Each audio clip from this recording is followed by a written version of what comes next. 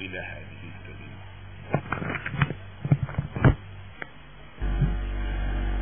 الحمد لله نحمده ونستعينه ونستهديه ونستغفره ونتوب إليه،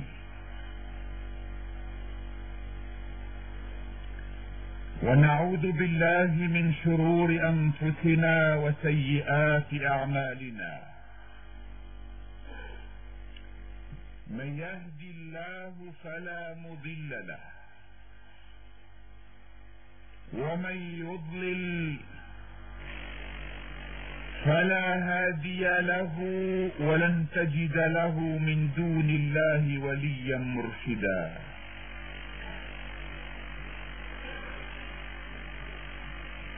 وأشهد أن لا إله إلا الله وحده لا شريك له، وأشهد أن سيدنا ونبينا محمدا عبد الله ورسوله، وخاتم أنبيائه فلا نبي بعده. من رغب في سنة محمد وصل، ومن رغب عن سنة محمد غوى وخسر وضل وانفصل. اللهم فصل وسلم وبارك على هذا النبي الكريم صاحب الخلق العظيم، سيدنا وسيد الأولين والآخرين محمد، وعلى آله وأصحابه ومن سار على نهجه واتبع هداه إلى يوم الدين. أما بعد،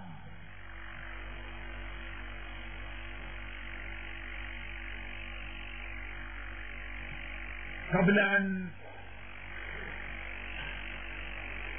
أفتتح حديثي، أظن أنكم لا تحتاجون إلى من يلفت أنظاركم إلى ضيق مكانكم. إخوانكم في العراء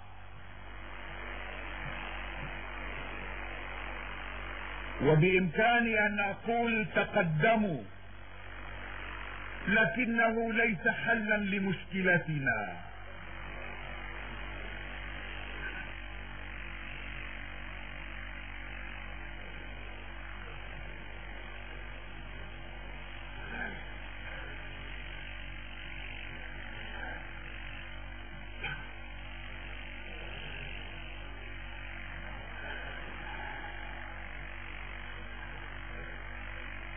صحيح أن الشتاء قد ولى، لكن الصيف بحرارته اللاهبة قادم، والمكان لا يسعنا. وهذا المسجد كما ترون هو مشروع ضخم، لا يمكن لفرد أو أفراد أن يقوموا بواجبه. وسبق أن ناشدتكم أن تتحركوا، لا بتقديم تبرعاتكم، فهذا المسجد مجمع ضخم لا يبنى بعشرات الليرات التي أقدمها أنا وأنتم، يحتاج إلى جهد جماعي وجهد إعلامي من قبلنا جميعا. لا يمكن أن يقول واحد منكم إنه لا يعرف تاجرا أو لا يعرف مزارعا عنده شيء من مال الله، وبإمكانك أن تدل أن ثمة مشروعا هو ليس مشروعا بالمعنى الجامد، هو رسالة. هذا المسجد هو مركز رسالة. فإذا كنتم قد خرجتم من بيوتكم إلى هذا المكان القفر لإعجابكم برسالة هذا المسجد، فمن واجبكم أن تتحركوا جميعا لتتضافر جهودنا من أجل بناء هذا المركز. إخوة الإيمان والعقيدة، أوصيكم بتقوى الله وأحثكم على طاعة الله وأنهاكم عن معصيته، وأستفتح بالذي هو خير. يقول الله سبحانه وتعالى في محكم كتابه وفصيح بيانه: بسم الله الرحمن الرحيم. ألف لام ميم.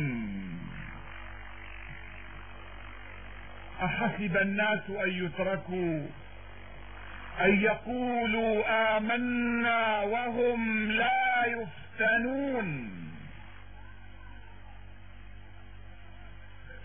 ولقد فتنا الذين من قبلهم فليعلمن الله الذين صدقوا وليعلمن الكاذبين.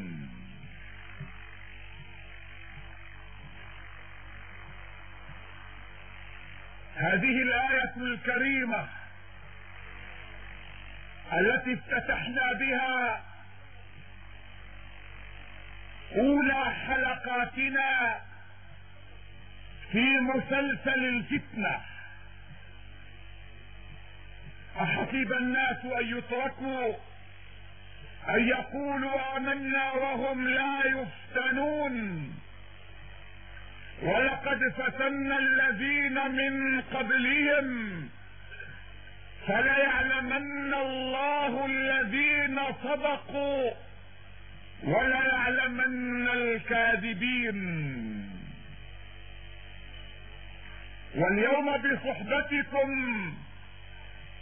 نفتتح بهذه الآية حلقة جديدة من حلقات مسلسل الفتنة التي ربما طال هذا المسلسل عبر جمعات عدة. بدأنا بحلقاتها قبل الحرب على العراق، وعشنا مع حلقاتها أثناء الحرب على العراق، وها نحن بعد الحرب على العراق نعيش حلقات أخرى جديدة لنستخلص من الحرب والأيام التي مضت دروسا وعظات وعبرا لنا كأفراد ولنا كمجتمعات ولنا كشعوب ولنا كأمة إسلامية تعتبر نفسها صاحبة الرسالة الخالدة للعالمين.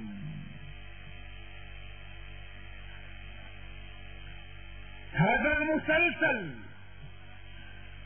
الذي خلال جمعات عدة سلطنا الأضواء بطريقتنا، سلطنا الأضواء على محنة شعبنا الشقيق المنكوب في العراق.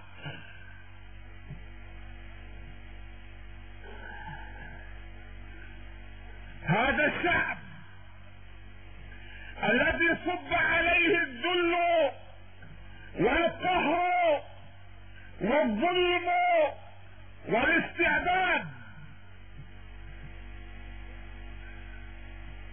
مرورا باستيلاء طاغيته على مقدراته، ومرورا بالمأساة التي عاشها هذا الشعب اكثر من عقدين من الزمن، تقلب خلالها بين فتنة وفتنة، وعاش محنة بعد محنة، بدءا من استعمال الأسلحة الكيميائية فيه كما تستعمل في البعوض والذباب،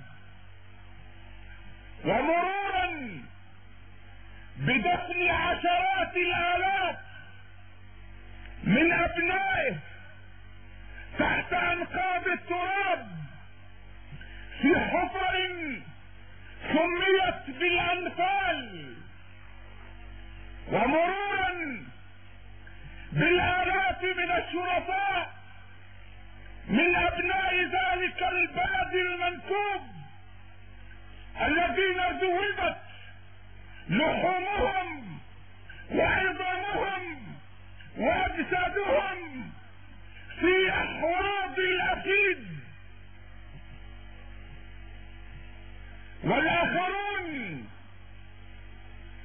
كانوا سعداء الذين من عليهم النظام بإطلاق رصاصة الرحمة عليهم في إحدى ساحات محاكمه العسكرية دون تعذيب.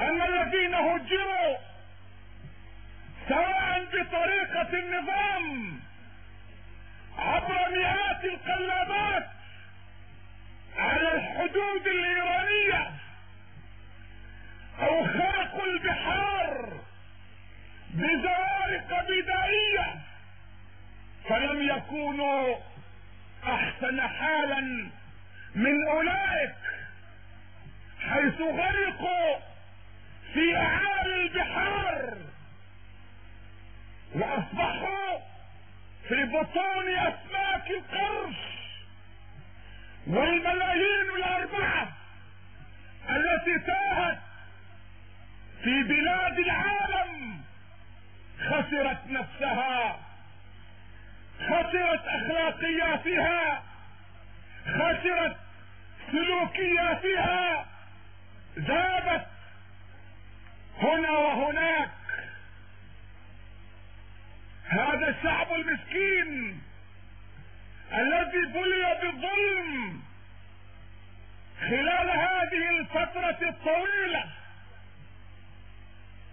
جاءت قوات التحالف لتزيد الطين بلة ولتقصف هذا البلد المسكين كل يوم بمئات الآلاف من القنابل التي احرقت الأخضر واليابس وقضت على الماضي والحاضر والمستقبل.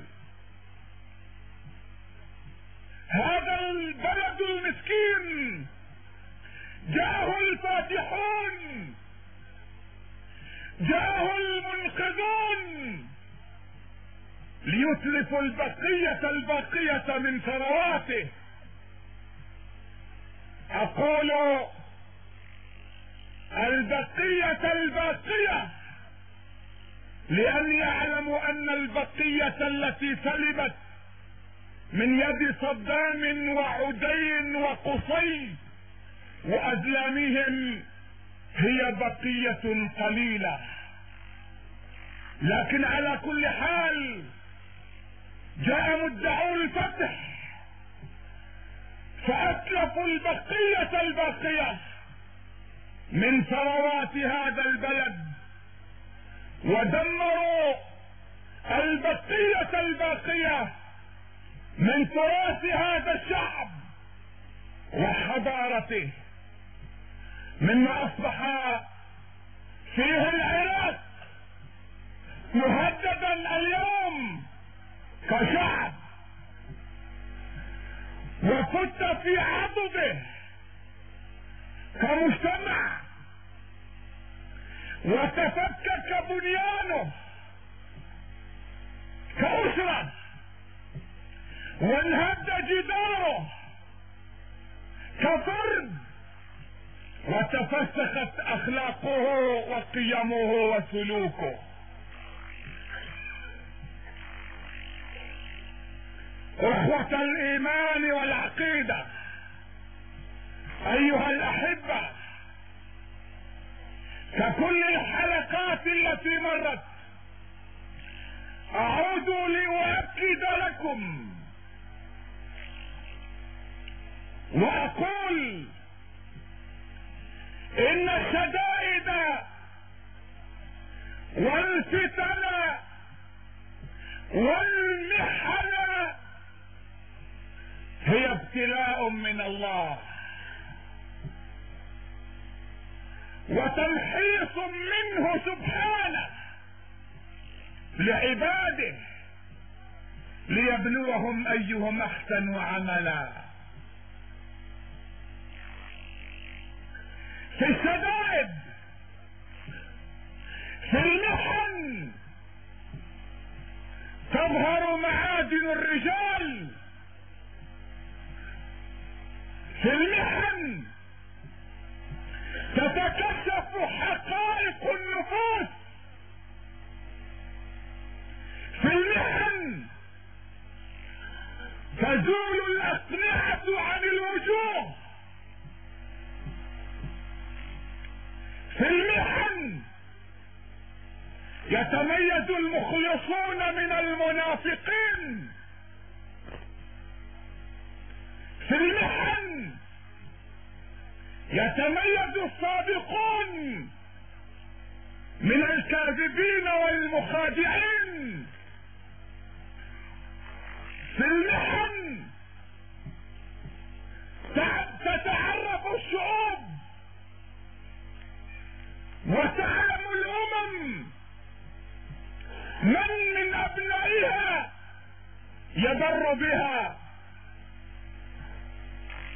تعلم الامم من رجالاتها يعيش همها، يحيا من اجل امالها، يعتصر قلبه الما لالامها، يفرح لفرحها، يحزن لحزنها. وبالمقابل تعرف الامم من ابنائها حقها، وتعرف الشعوب من رجالاتها كان يتاجر بقيامها ايام الرخاء، يدغدغ عواطفها ايام المنجزات، ايام الميزات، ايام رغد العيش. ولكن حين جاءت المحن، جاءت الشدائد، تنكر هؤلاء الابناء لاممهم، لشعوبهم، ووجدت الواحد منهم يتبرأ من اخيه وامه وبنيه وابيه وصاحبته وبنيه وفصيلته التي تؤويه. لكل امرئ منهم يومئذ شأن يغنيه. ظنا من اولئك الرجال ان اهليهم واقوامهم وشعوبهم اصبحوا يثقلون كواهلهم في وقت الشدة، ويحولون بينهم وبين الوصول الى اهدافهم القذرة. لذلك تجده يتبرأ من اهله ويدوس على شعبه دون ان يبالي من داس. وكعادة الوصوليين يدوسون على كل شيء من اجل ان يصلوا. لكن ايها الاخوة، ان الرجال الاشداء والفتيان المخلصين والامم العظيمة التي تشربت قواعد الاسلام وسلوكيات رسول الله صلوات الله عليه وسلامه لا تسجد ولا تنحني امام العواصف. وكلما تأزمت المواقف واشتدت الفتن تلفت المخلصون من ابنائها فوجدوا حبل الله المتين الذي يزيدهم التمسك به طمأنينة في قلوبهم، يقظة في عقولهم، راحة في ضمائرهم، صفاء في نفوسهم، شدة في عودهم، صلابة في قامتهم، شموخا في جباههم، عزة يقتبسونها من عزة الحق عز وجل. ايها الاخوة، ان الاسلام ما هزم في يوم قط. واسمعوا مني حتى لا يظن احد منكم انني اليوم امارس دورا من ادوار هذا العصر التي كان يمثلها الصحاف ببراعة. لا اتحدث عن خيال. الاسلام ما هزم قط، والدعوة الاسلامية ما هزمت في مرحلة من مراحل تاريخها. ورسالة الله الى البشر ما هزمت في معركة من معاركها منذ ان ارسل الله اول الرسالة والى ان يرث الله الارض ومن عليها. الاسلام ما هزم. نعم، قد تجدون دولا هزمت، حكومات هزمت،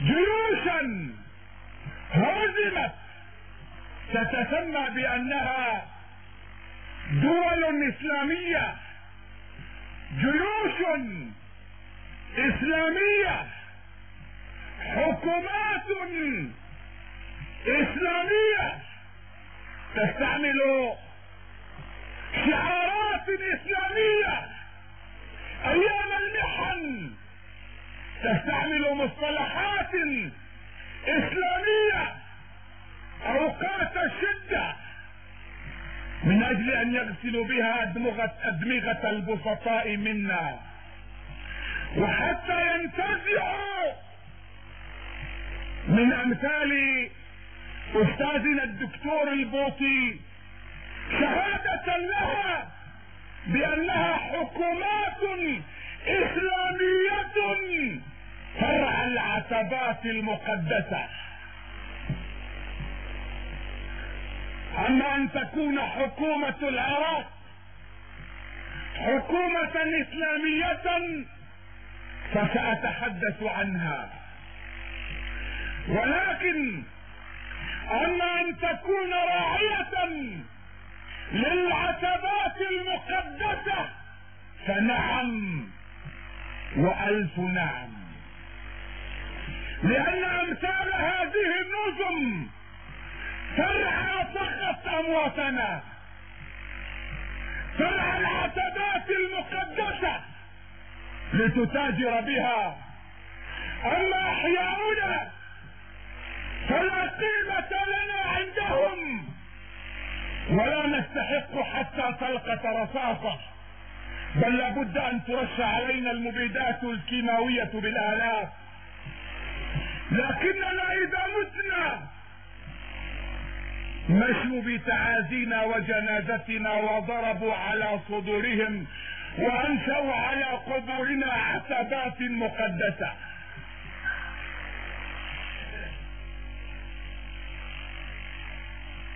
إن الإسلام ما هزم. ولأضرب لكم مثالا قبل أن أنتقل إلى واقعنا الذي نعيش فيه.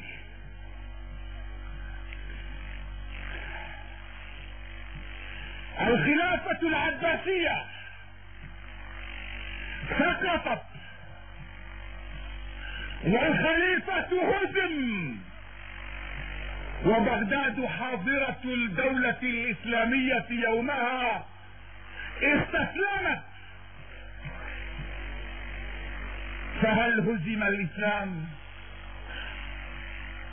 سقطت الخلافة، فر الخليفة أو قتل، استسلم الناس، سقطت العاصمة، ولكن لم تسقط راية الإسلام، ولم يستسلم المخلصون، ولم هزم الدعاة، بل تحركوا واعتبروا أن معركتهم الجديدة قد بدأت من أجل حماية المجتمع الإسلامي من الذوبان وعدم التأثر بثقافة المغول والتتار.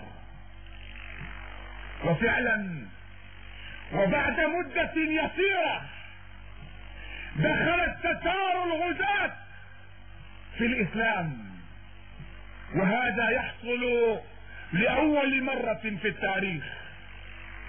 في العادة الضعفاء يدخلون في دين الأقوياء، في العادة الضعفاء يقلدون الأقوياء لتسود ثقافة المنتصر وتقاليده وسلوكياته وأخلاقياته.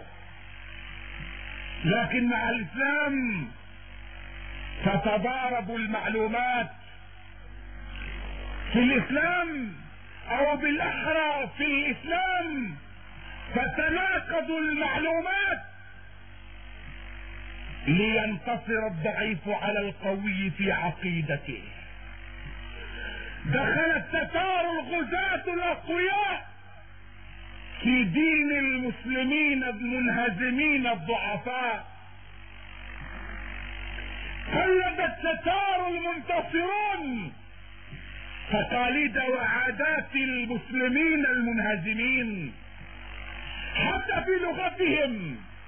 اللغة العربية لغة القرآن ظلت هي اللغة الرسمية في دولة التتار والمغول، علما أن العرب كانوا هم المنهزمين. لكن إذا انهزم العرب لن ينهزم كتاب الله، وإذا انهزم المسلمون لن ينهزم ولن تنهزم قيم الإسلام ومبادئه. واليوم ها هو التاريخ يعيد نفسه او يعيد حلقة من حلقاته.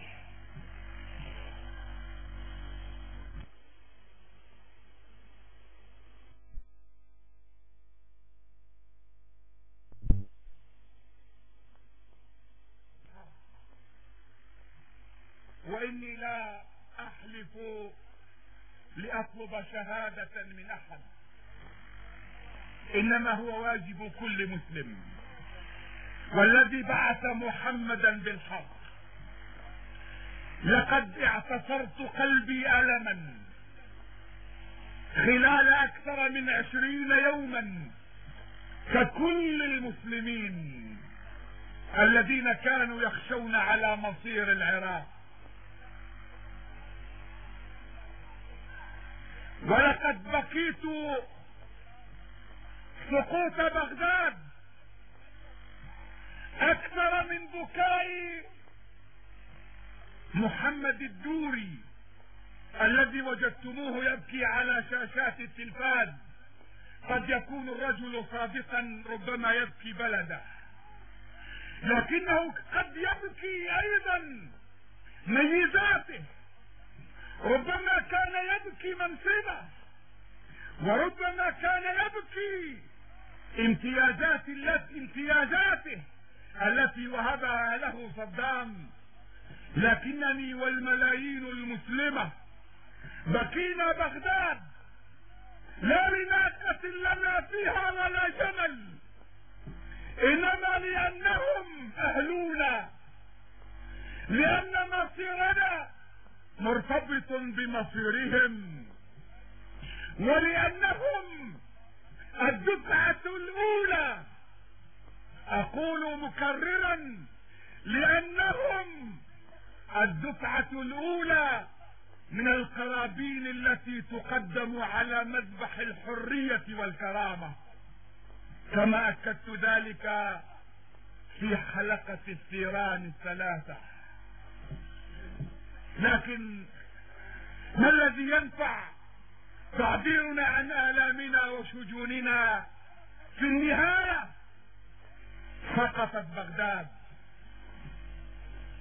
وهزمت الحكومة العراقية، وهزم الجيش العراقي، وهزم الحرس الجمهوري، وهزم فدائيو صدام، وما هزم الإسلام، ولن ينهزم الإسلام، ويبقى الإسلام عزيزا قويا منتصرا رغم أنف المنتصر والمنهزم، رغم أنف القوي والضعيف، رغم أنف الذئب والضحية، رغم أنف ثالوث الشر والظلم والقهر والدمار.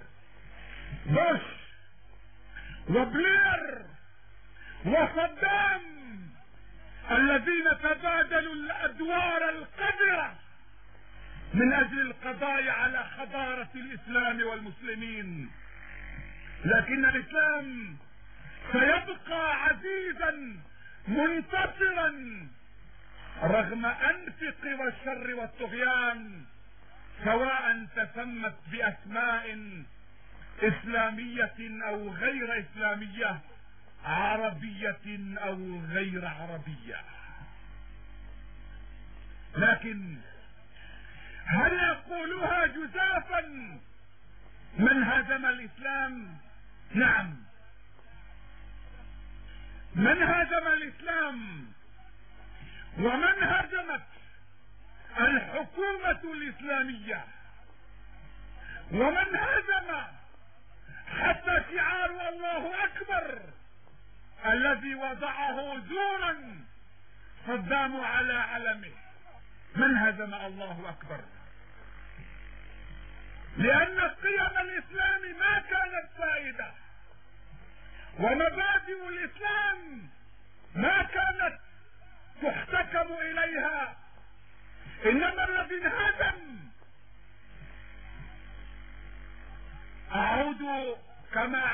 علمتكم، وعيب ان اقول علمتكم، فالكثير منكم اعلم مني، كما عودتكم ان نكون صرحاء من اجل مصلحة امتنا، ما دمنا لا نعترف بمرض مريضنا فسيسقط شلوا ممزقا تحت اقدامنا.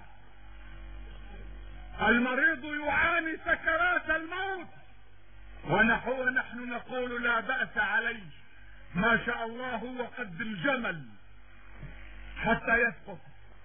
لذلك شعورنا بألمنا، وضع يدنا على جرحنا من اجل ان نوقف نزيفه.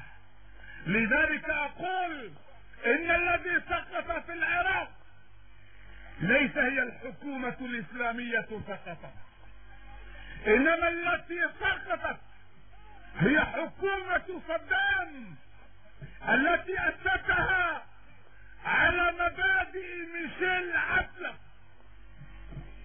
الذي يقول، ولعل الكثير منكم ما نسي هذه الكلمة، ميشيل عسلف الذي طردته سورية التصحيح لأن قيمه لا تتناسب مع قيم سوريا، ومبادئه لا تتناسب مع مبادئ حافظ الأسد. لذلك ما وجد له مكانا بين شعبنا الأبي ولفظناه، فلا وجد له مكانا إلا بين أحضان صدام. يقول هذا الرجل إن الطريق الوحيد،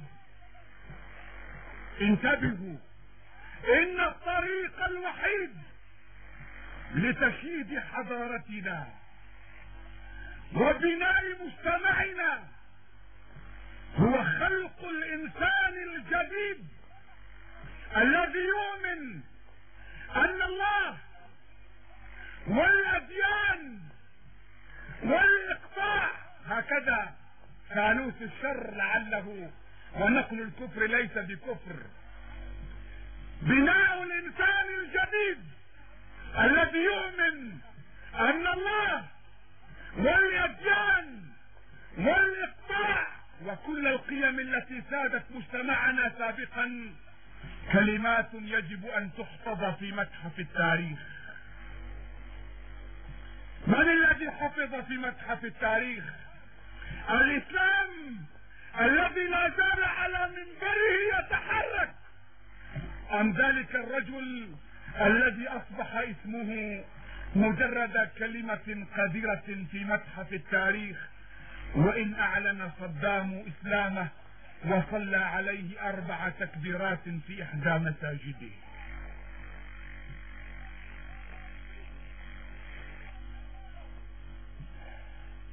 لنتساءل في العراق الذي هزم، أناشدكم الله، أستحلفكم بالله، أجب أنت نفسك، هل كانت الصلاة جائزة في معسكر من معسكرات جيش العراق؟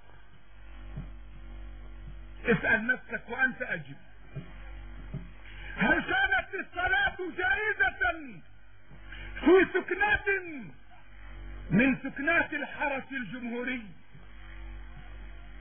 لذلك إذا هزم ذلك الجيش أو خان ذلك الحرس فكيف تحسب الهزيمة على الإسلام والإسلام مغيب عن الساحة؟ لقد رأيت بأم عيني ورآه الملايين من الناس على شاشة الفضائيات ملف ذلك الرجل العراقي البسيط الذي أعدم لا لشيء، لا لأنه ينتمي إلى تنظيم سياسي ولا لأنه منخرط في جماعة إسلامية أصولية أو إرهابية كما تسميها أمريكا صانعة أمثال هؤلاء الرجال، إنما كان الرجل بسيطا كتب على ورقة صغيرة بسيطة انطلاقا من عفويته وبساطته وبقلم الشنيار وبخط يكاد يقرأ لعفويته: شعارنا لا اله الا الله محمد رسول الله.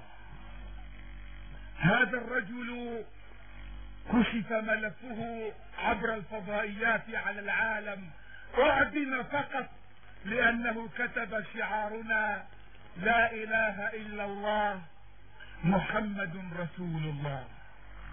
فاذا هزم هؤلاء كيف تحسب هزيمتهم على الاسلام والاسلام محارب بايديهم قبل ايدي اعدائهم؟ ايها الاخوة، لا اريد ان اطيل عليكم، نحن في فتنة عصيبة، نحن في فتنة تكاد تلفحنا نيرانها،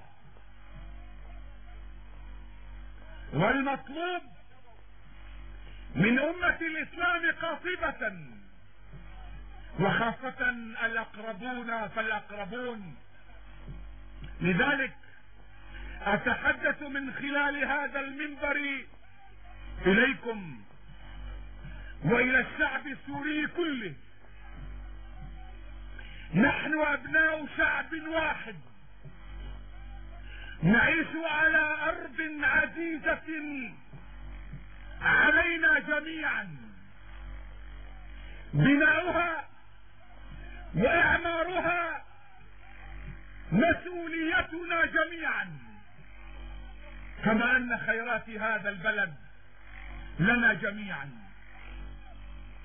فإياكم أن يخترقكم فتان أو يخترقكم عدو أو يحدث فيكم بلبلة، فنحن ركاب سفينة واحدة، إما هي ناجية فننجو جميعا، وإما هي غارقة فنغرق جميعا. وإياكم أن تسمحوا لأناس يخرقوا في جسم السفينة بحجة أنهم يخرقون في نصيبهم، فالسفينة إذا انصب وانكب فيها الماء غرقت بجميع ركابها.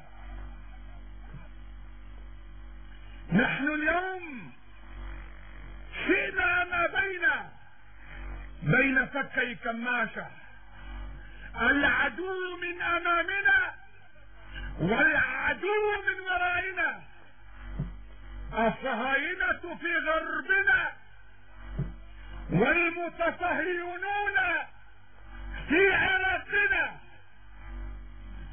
ونحن بين فكي كماشة. نراهن فقط على الله، فلنتمسك بدينه ولنعد جميعا الى كتاب الله الذي لا يأتيه الباطل من بين يديه ولا من خلفه، ولنسر وفق من منهج رسول الله صلوات الله عليه وسلامه الذي تركنا عليه محجة بيضاء ليلها كنهارها لا يزيغ عنها إلا هالك.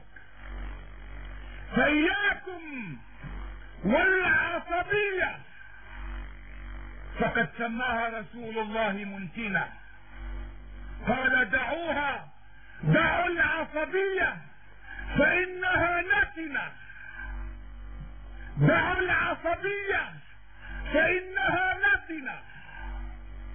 وقال فيما معناه: من قاتل تحت راية عمية أو راية عصبية فقتل فقتلة جاهلية.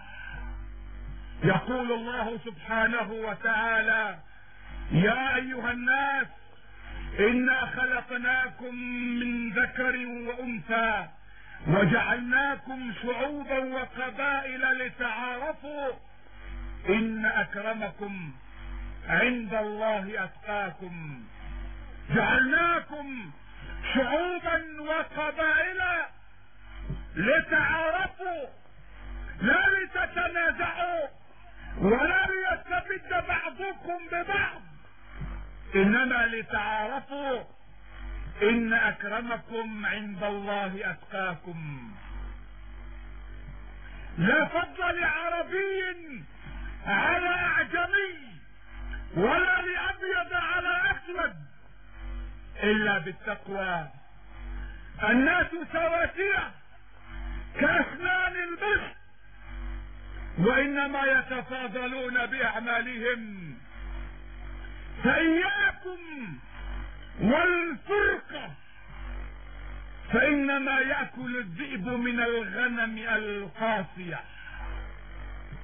واياكم والفتنة، فالفتنة اشد من القتل، والفتنة نائبة لعن الله من ايقظها.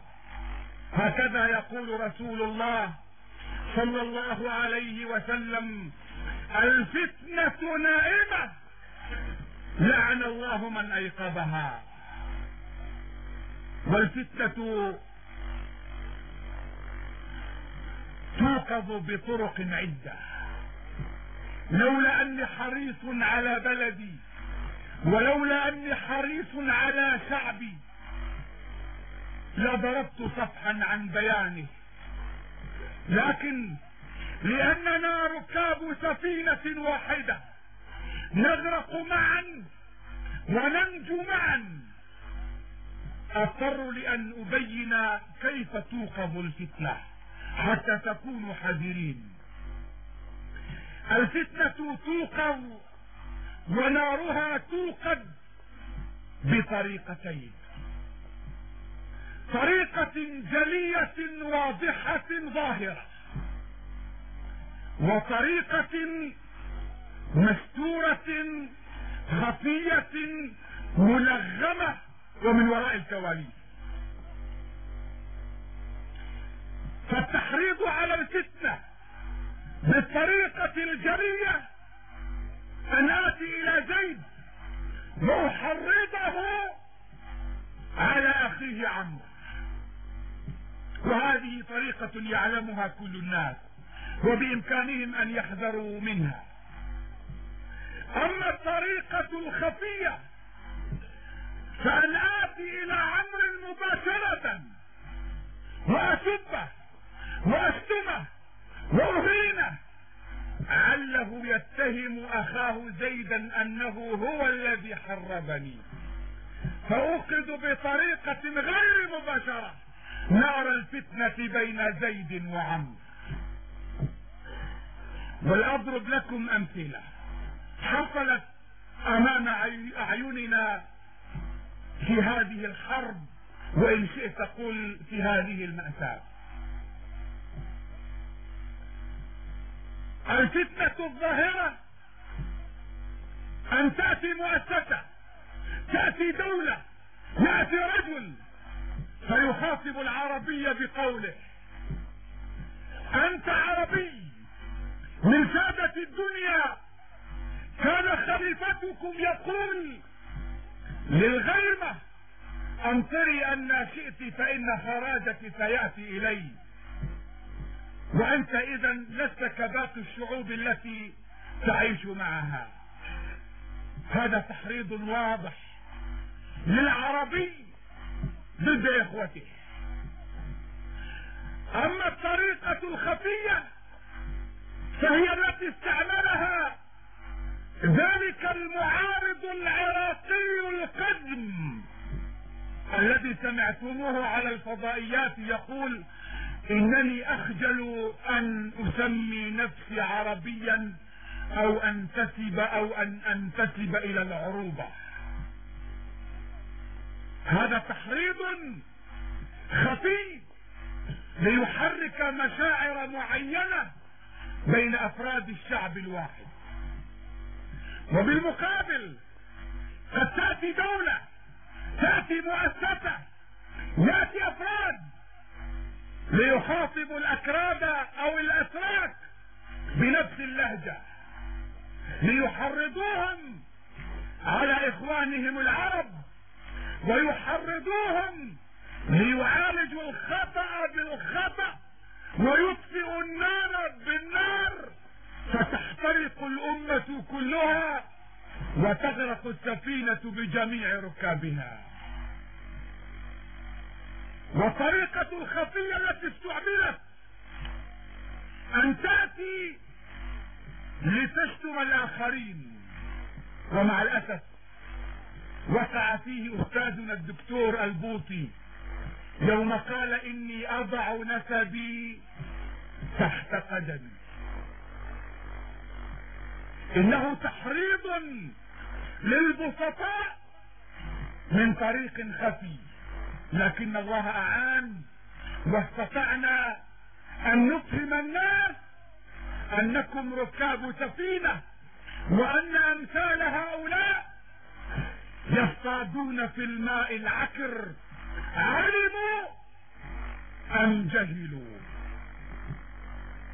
لقد ألب قلوب الناس على بعضهم، أوغر صدورهم، وما خدم الوحدة الوطنية التي نسعى إلى ترسيخها خلف قيادتنا وبتوجيهات رئيسنا الدكتور بشار الأسد. نعم، ما خدم في مقولته هذه وبإهانته هذه للناس لشريحة من أبناء شعبنا، ما خدم الوحدة الوطنية أبدا. وعلى العكس أبعد الكثير من شبابنا عن دينهم وعقيدتهم، ظنا منهم أن هذه هي فكرة إسلامنا، مبادئ ديننا. ومعاذ الله أن يأمر الإسلام بإهانة أحد، معاذ الله أن يفرق الإسلام بين أعجمي وعربي وأبيض وأسود. سألني أحد الشباب، أنقل سؤالكم للحقيقة، يقول لي: أليس الدكتور البوطي عالما من علمائكم؟ قلت: بلى. أليس داعية من دعاتكم الإسلامي؟ قلت: بلى. أليس هو ممثلكم معاشر العلماء في عشرات المؤتمرات التي تعقدونها؟ قلت: بلى. قال: فهو إذا يجسد مبادئكم، يتحدث باسم إسلامكم، ولو كان في موضعه، انتبهوا إلى الضرر الذي أحدثه، ولو كان في موضعه أبو بكر وعمر وعثمان وعلي لما قالوا إلا الذي قاله الدكتور، لأن هذا هو إسلامكم.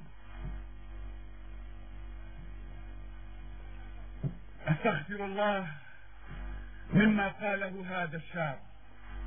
وقلت لكم القاعدة الشرعية: نقل الكفر ليس بكفر.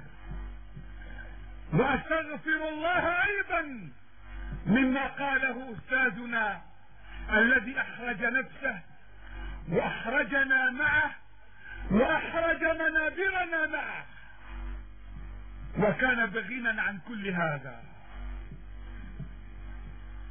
أجبت الشاب: نعم، الدكتور عالم من علمائنا، لكن من الذي قال إن العلماء لا يخطئون؟ الدكتور داعية إسلامي من دعاتنا، لكن من الذي قال إن الدعاة معصومون؟ أخرجوا هذه الخرافات من أذهانكم، تحرروا من العقيدة الباطلة التي تربيتم عليها، والتي من خلالها اعتقدتم أن العلماء يستمطرون أحكامهم من السماء ويشرعون بناء على وحي من الله، لا وحي بعد رسول الله. صلوات الله عليه وسلامه. وما منا من احد الا اخطأ واصاب، وما منا من احد الا رد ورد عليه، الا صاحب ذاك القبر سيدي رسول الله صلوات الله عليه وسلامه. وللحقيقة اقول اياكم ان تعتبروا وتحسبوا موقفه موقف العلماء، فالعلماء جميعا مع الوحدة الوطنية لهذا البلد بغض النظر عن اختلاف لغاته، اعراقه، طوائفه، مذاهبه. واياكم ان تحسبوا رايه على قيادة بلدنا بحجة انه يحظى بمكانة. طبيعي ان يكون امثال هؤلاء العلماء يحظوا بمكانة لدى قيادتنا، لكنهم لا يعبرون الا عن ارائهم الشخصية، واخطارهم محسوبة عليهم وحدهم. اما قيادتنا الحكيمة الشابة في همتها، الشيخة في حكمتها، هذه القيادة لا تفرق بين اي مواطن سوري ومواطن سوري، تحتفظ كل حقوقه، تحترمه، تعتبر البلد غنيمة لكل انسان على هذه الارض. لذلك الذين راهنوا على ان يصطادوا في الماء العكر نقول لهم نحن ابناء شعب واحد نعيش على ارض عزيزة علينا، ووحدتنا الوطنية اغلى من كل غال بعد دين الله. اقول قولي هذا واستغفر الله لي ولكم ولسائر المسلمين.